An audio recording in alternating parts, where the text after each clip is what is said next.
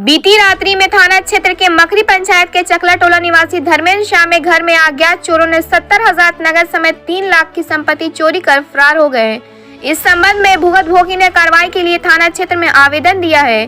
घटना के संबंध में धर्मेंद्र कुमार ने बताया कि घर से सभी लोग मखरी गांव स्थित नया मकान पर आयोजित हुए शादी समारोह में गए हुए थे कि तभी अज्ञात चोरों इसका फायदा उठाते हुए घर के दस्तावेज का ताला तोड़कर घर के अंदर दाखिल होकर बक्सा में रखा हुआ नगद और जेवरात की चोरी कर फरार हो गए। देर रात्रि को जब घर में सोने के लिए आए तो देखे कि घर का ताला खुला हुआ है। फिर अंदर जाकर देखे तो बक्सा का ताला तोड़ा हुआ है और नगद और जेवरात गायब हैं, जबकि अन्य सामान बिखरा पड़ा हुआ है। सूचना पर पहुंचे पंचायत के मुखिया सरिता देवी, विधायक के निजी सचिव धनंजय शाह, स्थानीय थाना के एएसआई अभिमन्यु सिंह के साथ घटना की जानकारी प्राप्त की।